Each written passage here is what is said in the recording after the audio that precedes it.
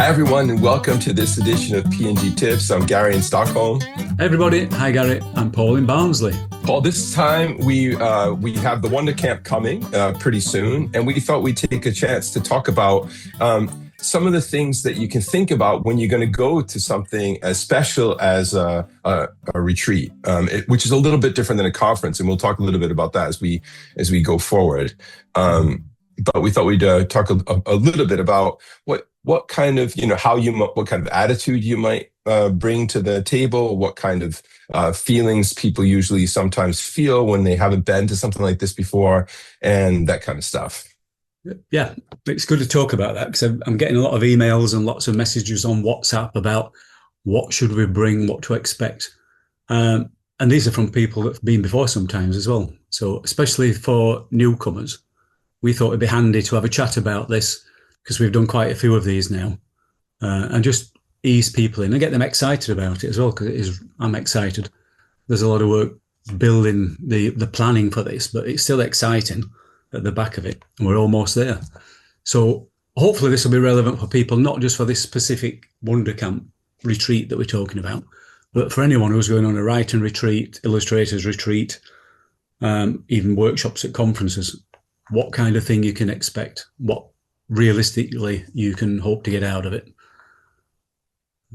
So for this particular year's Wondercamp, we're less than 2 weeks away. So we're really building up to the final few days. There's a big email going out this week to everyone, telling them what to expect. So I'll be covering some of that in this chat with you. All right, well, what are the first things, like just the practical things that we could start those, because those are often quite a good thing to think about. Like, your retreat's coming in 2 weeks. What are some of the things that you might want to think about as a visitor? There's a list of those things. It's not unique to our retreat and Wondercamp, but we do a one-to-one, face-to-face mentor feedback with industry professionals. So that's a big thing that people look forward to. They've already got their work in, and you and I also submit work to professionals to get feedback on our work. We'll be giving feedback to others. So that work has come in, it's been read, it's gone off to the various mentors. So people can come, they get a 20-minute session face-to-face over the weekend. I think that's really important to them. Other practical things is to share your work. So illustrators, bring your portfolio, bring some new work that you've got. Everyone, if you've got any published work, whether it's pre-published in books and maybe in magazines, bring the books. If you've got dummy books, bring those. Bring your promotional materials, because we'll put those out in an exhibition display. The particular place where we're going, Holland House, has got a chapel that's perfect for laying out the tables and having sort of just an informal socialising exhibition of people's work. And come with an open mind. I think this Wondercamp's all about new ideas, coming up with new ideas. I think realistically, don't expect to turn up and go away go away from the weekend with a picture book deal, although that has happened at picture book retreat. So that's always a possibility, but don't have that expectation. Expect to come and be enthused and invigorated, and as I say, get some new ideas, and then learn from the industry professionals of how to process those ideas. I think that's what a lot of newcomers struggle with. And I can see myself a few years back. You have an idea, you get so far with it, and then you're not sure how to progress, because there's probably lots of different ways that you can take it. And you need to be true to yourself and true to the story. There's so many things to think about with getting the picture book right. So it's a practical workshop. We can learn all the mechanics about it and be enthused about picture books. One of the things that I think is also important when you talk about, so we have a couple of guests that are speakers. We also have a little bit of a faculty of people who have, published books. You have published, I have published as well. But then also a lot of the participants actually are also quite accomplished, even if they're not, let's say, on the faculty for this. And you and I have both been there as participants as well, having had books published.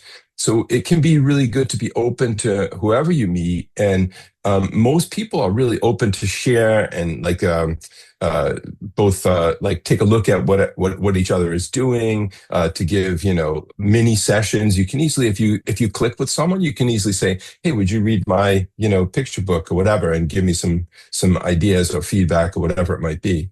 And you can find it at different levels. Might be just a quick read. It might be someone saying, "Oh, I'd love to sit down with you and talk to you a little bit more in depth about this." So, that's also something that we can be quite open to during the weekend. And I think you've touched on something there that shows the value of a weekend like this, that published, successful authors and illustrators still return. They can see the value of it. They get something out of it. They enjoy mixing with other people and passing on some of their experience. And as you say, you might meet someone that you click with, chat with, and they could read your work, give you some feedback. You and I met at Retreat. You and I have started this series of PGTips, and we're now collaborating on an illustrated book together. So it's that kind of beautiful fusion of people and ideas that can keep going. Yeah, exactly. Like if you click with someone like you and I did, it just made it so easy when we just said, hey, let's make PGTips. And then more recently, when we decided to jump into this book that we're working on now together with, it was like, yeah, let's go for it. We had been talking about finding something to collaborate on for, I don't know, 5-6 years. And then finally it just started to fall into place. So that kind of connection is part of what could happen to you when you're at the picture book retreat. So it's just great to make that kind of, connection with people and feel open to meet people and talk to them. And you mentioned the faculty and the speakers. So we've got Petr Horacek, award-winning illustrator. I'm really looking forward to seeing I like his painterly style, his hands-on crafting of a picture book. So I'm looking forward to learning from Petra. We've got commissioning editor from Hachette Children's Group. We get to hear Iman speak on Friday evening. And then the rest of the faculty, there'll be Mike Brownlow, multi-million selling top series of 10 little books. And he's going to talk about the fascinating aspect of taking his book ideas onto animated TV series, Sky TV, which is also done before with Little Robots. That became a TV series. So that's going to be really exciting. Natasha Bebo, experienced picture book editor and mentor, is going to be giving a session about playing around with your stories, see where that can go. You'll be doing early morning yoga, which gets us up and fresh. And I don't think you can just get out of bed in the morning, quick breakfast, and into a workshop. I think for me, I need to be just waking up a little bit earlier. Yeah, freshened up and get out there. Your yoga is really excellent for that. And then I'll be doing a workshop session on the Sunday about, I've branded my Bug Belly books online and done a lot of resources. So I've built up sort of a recognizable footprint online. Bug Belly branded, lots of resources for schools and libraries, which I know they use. So I'm going to talk about how that came about. Just to go back to your yoga, Gary, should people want to do that, bring anything? If you have a yoga mat that's a transport or a travel mat, you could do that. Otherwise, people just grab towels, or I just do it on the grass often.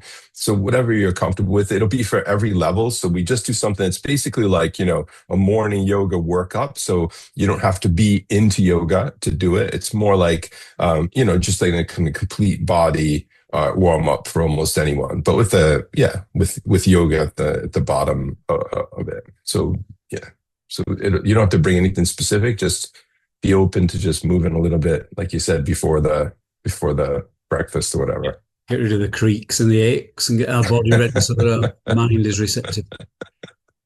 And just you mentioned about conference.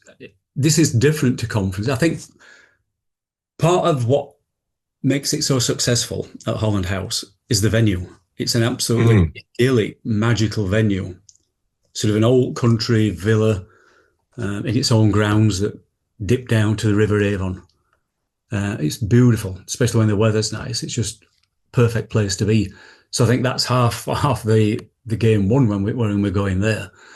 And it's also size. Oh, so yeah, and there's a certain size. It can't be bigger than the venue too. That's part of it. It's beautiful. About 30 plus people. Yeah, we can't take more than that. So you're not swamped by lots of people. It feels intimate. I think that's what is good. And I've been to lots of workshops at conferences, and you get things out of that, but it's different. Like you said, being immersed in the weekend, having that time to breathe. And with the timetable, we've had feedback over the years, and we've tried to build in extra free time, because having workshop after seminar and slideshows, people just get a little bit swamped. So they've said over the years, can we just have a bit of free time to go away and think about it?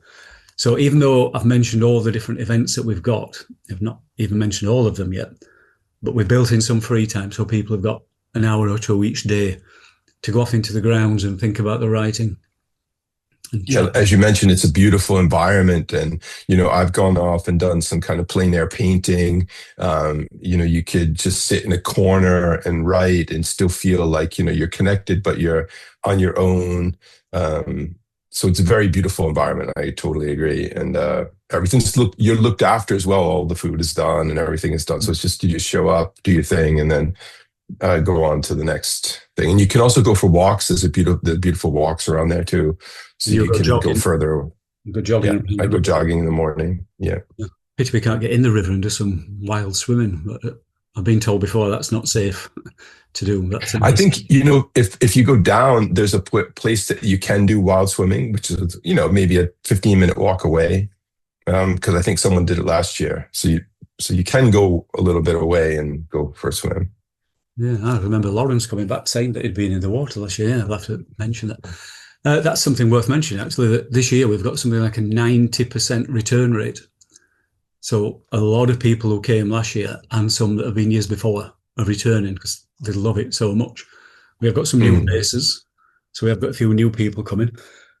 Another thing to mention for newbies is they can probably be overwhelmed, and they can expect to be overwhelmed when they meet the professional about how much work goes into a picture book. I've always been amazed right back from the days when I think it was Adam Stower that came, and he showed us one of his picture books, and he got out a watercolour spread and said that was the first one, and the dog wasn't quite big enough. That was the next one, we just moved it. And he kept going and got this one spread, and he'd done 12 finished pieces of artwork to get one spread right, and then that was perfect for the book. And when you think there's lots of drawing work behind that and thinking and planning, I think that's what shocks some newcomers, that, oh, wow, there is a lot of work in this. So you've got to think like a professional and be prepared to take this on.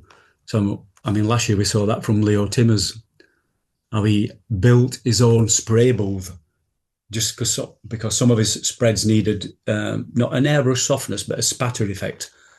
So he got, I think there might have been industrial spray paints that he had, got his artwork, got a full hazmat suit on and mask, and he built the booth to spray that just for a couple of spreads. So totally committed to getting the picture book right. So any newcomers, be prepared to learn from the professionals of how much work is involved. Most definitely. And there's, I've been so inspired by so many of the people who have been there. And the other thing that's really wonderful is that, at least in my experience, the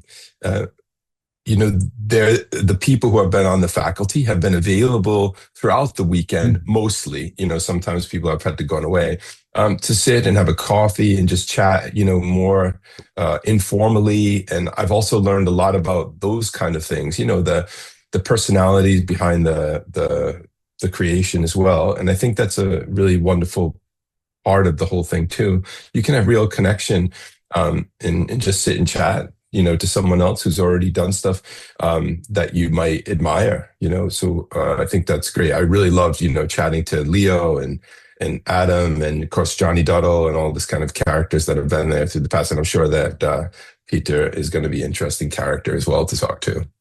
That's the beauty of it. The people who we've invited to speak live there, live with us, they have meals with us and hang around in the evening. There's no way to go. So we just all mix and hang out together, especially if it's a lovely warm summer's evening. I can remember Chris Holton bringing his brand new information book that was just about to come out later that year.